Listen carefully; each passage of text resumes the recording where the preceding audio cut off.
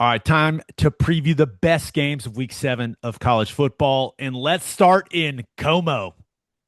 Number 8, Alabama travels to take on number 14, Missouri. This is an 11 a.m.er on ABC. Currently, Alabama is a 2.5 point road favorite, Ted. And other than OU Texas, this is the most excited about any other game that I am, man. Like that, I think this is going to be a tremendous football game. We've got two of the most entertaining quarterbacks in the sport in Ty Simpson and Bo Pribula. Two really good football teams, two teams that I think are college football playoff caliber teams. I cannot wait to watch this one, dude. Yeah, they haven't been tested a whole heck of a lot, but I think Missouri's one of the most underrated teams out there. They're running the football almost 300 yards a game. They got maybe the best running back in college football. You talked about their quarterback that's a playmaker, number one run stopping defense in the SEC, maybe in college football. Like they are a very good, well balanced football team, and it helps to be at home when you're playing Alabama. No doubt about it. Their defense has been really good. They also haven't played anyone very good. Yeah, So I think we're going to find out a lot about that group. But when you look at them and you look at the way that they play, especially in the core of that defense, like in that front seven, that front six, it looks the way it's supposed to look, man. yeah. And I think that secondary, we're going to find out. Like, hey, does Missouri have the secondary? Here it comes. Yeah, that's Alabama's passing attack right now, one of the best in college football. I don't think they're bad in the secondary. I just don't think they're as good as in the secondary as Missouri is along the defensive line and at linebacker. Like I really like how that core of their defense plays. Violent, physical, fun to watch. But Ty Simpson may be the best passer in college football. He's ripping it right now. And they move him around, move him out of the pocket. He creates with his legs for some extra time. And they got guys running through your secondary that will go make a play. Bernard, Williams, Horton. I think Cuevas at tight end does some good things for the Tide as well. But that clearly will be a huge piece of this game. And on the other side of things, I Bo Pribula against this Alabama defense, I cannot wait, man. I know that everyone's going to be focused on Ahmad Hardy and the run game, and rightfully so. That dude is awesome. But I think this is the game where we find out is he like a top tier quarterback in college football? He's going to have to make some big time throws in some key situations in this game, and we'll see if he can do it or not. Yeah. Yeah. I mean, that the first goal for Alabama is to try and stop that run, that outside zone.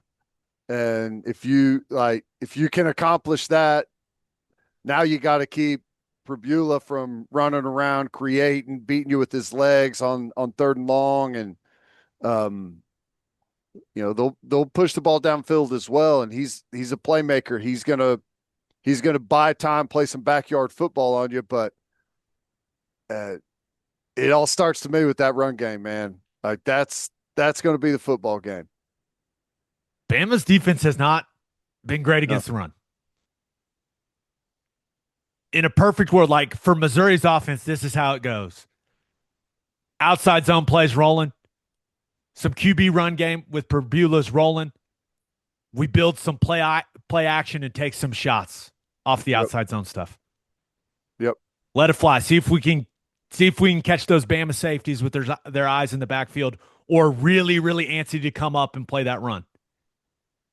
I mean, And that's the perfect formula for Mizzou in this game. it is, and it's the perfect stylistically. This is not the type of game that Alabama wants to play. I think they want to play a shootout type of game.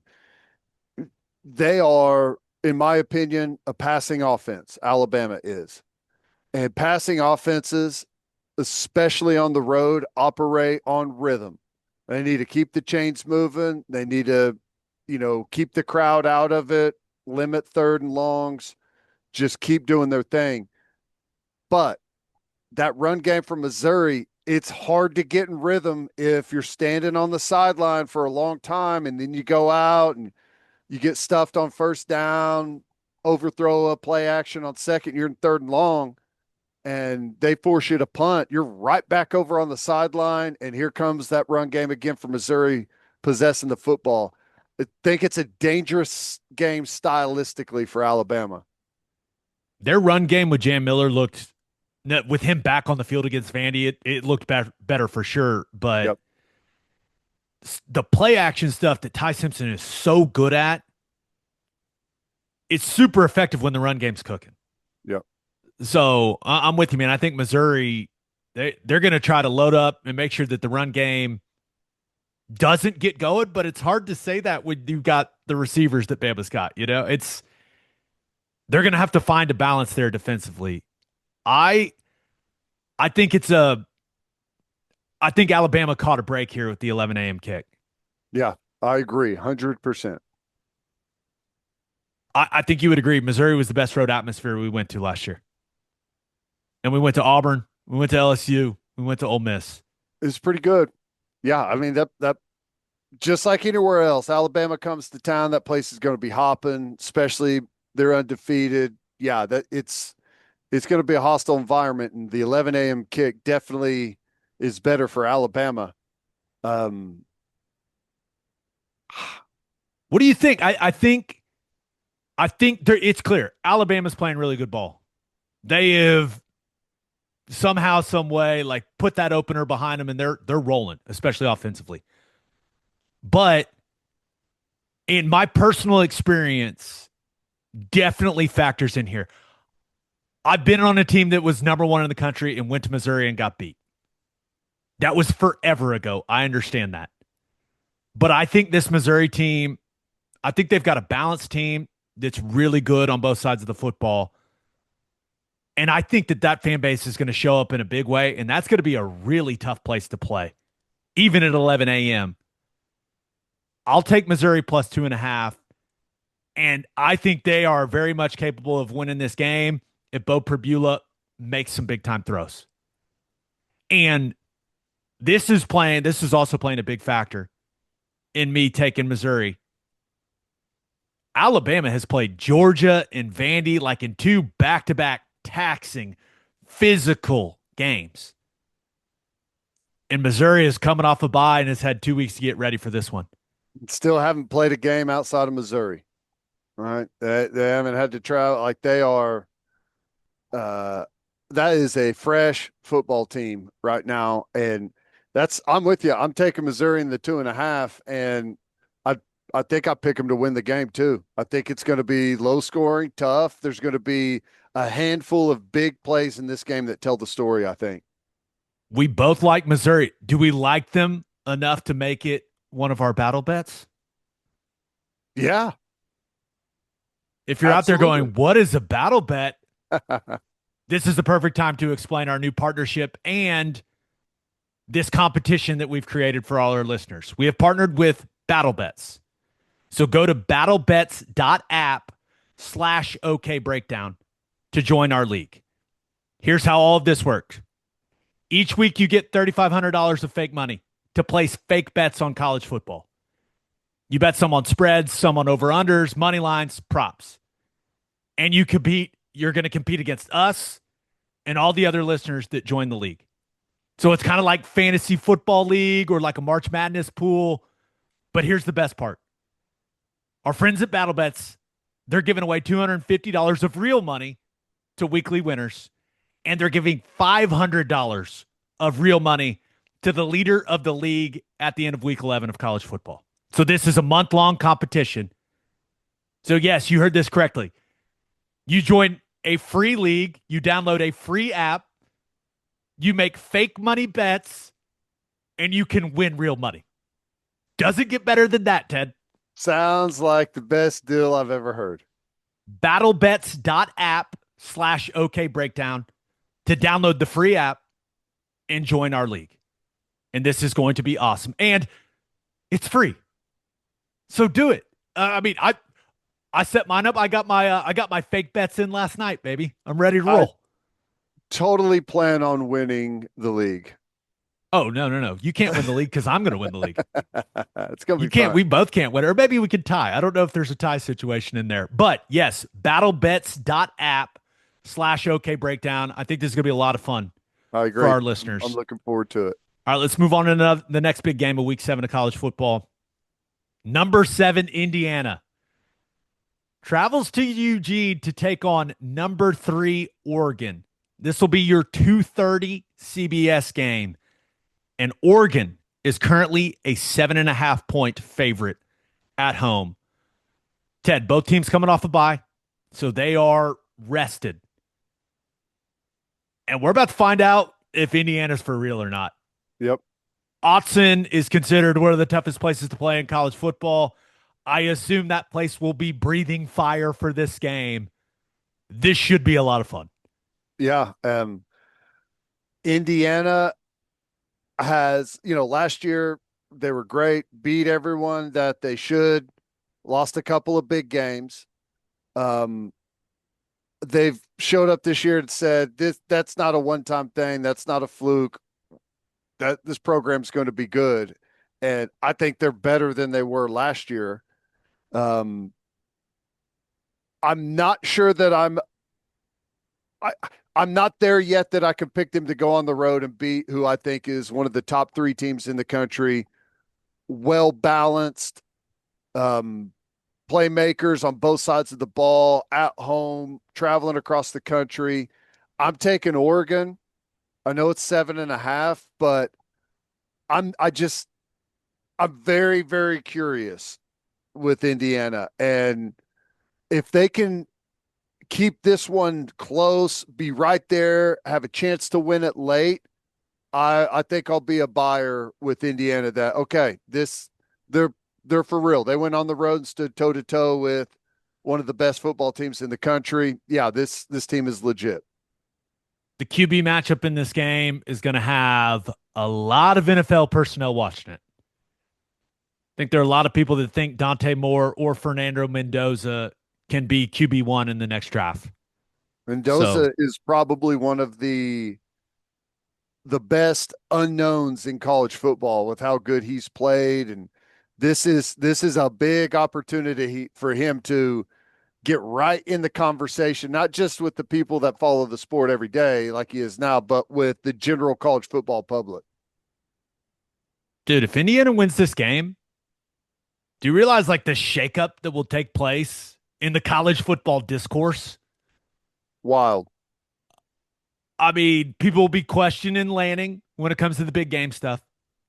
And that Oregon win over Penn State not looking the same, not hitting the same exactly this week as it did last week. No doubt. A lot of truth to that. But if Indiana wins it, Signetti becomes, he's like right in the conversation for best coach in the sport.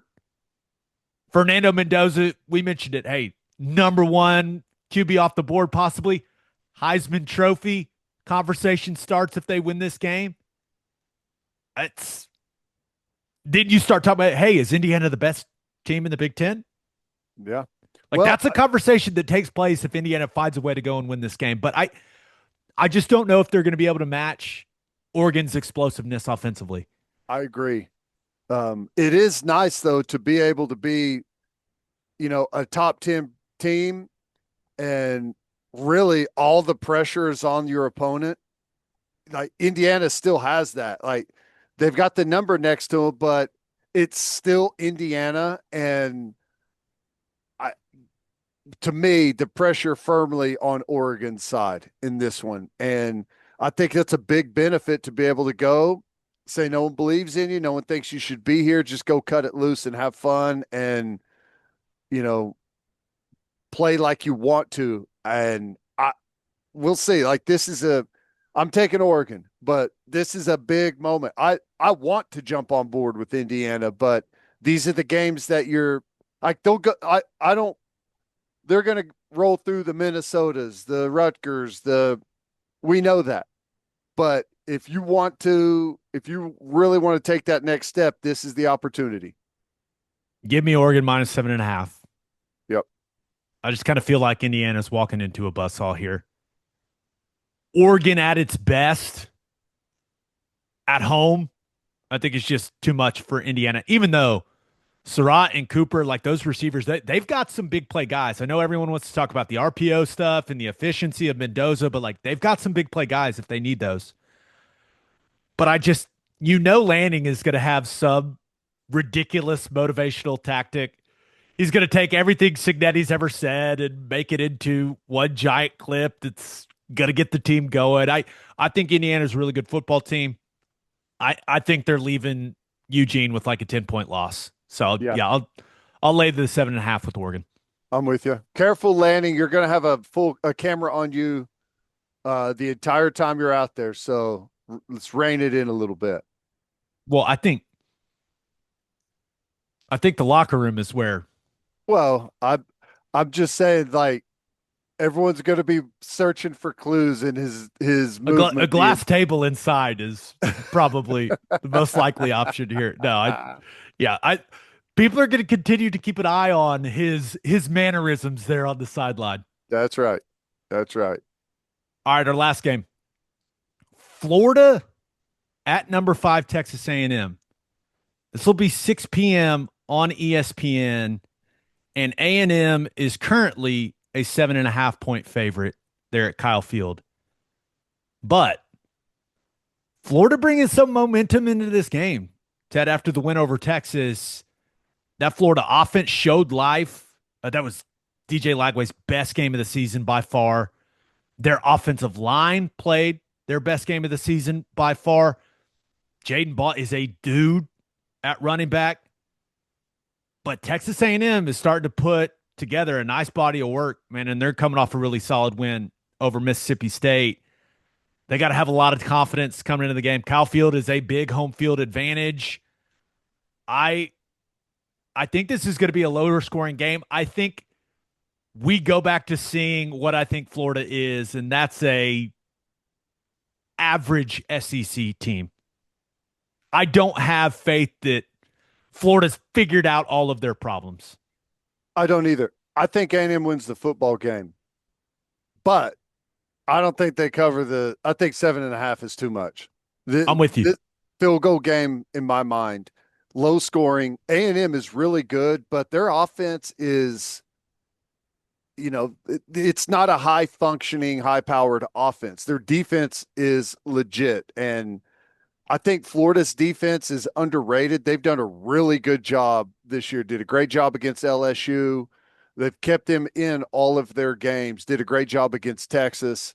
And I think that's going to continue. They're going to keep it low scoring. And I think Lagway's improving after all the missed time he had through the offseason. The more seat time he gets, the better. They got their skill guys back. I think this is like a 17-14, 2017 type of football game. I slight edge, in my opinion, to A&M, but they're not. I don't think they cover the 7.5. Yeah, I'm with you. I see it as like a 21-17, 24-17 type of game. So I'll take the 7.5 with Florida as well. Mississippi State couldn't block A&M's defensive line. It was hard to watch, honestly. Yep. Shapen was under duress. I think Florida and that O-line, they'll be able to hold up much better. But I'm just going to have to see DJ Lagway, even with Dallas Wilson back, like I'm going to have to see him string together a couple nice performances to be like, hey, watch out for Florida. Right. Yep. I agree. I mean, I still say that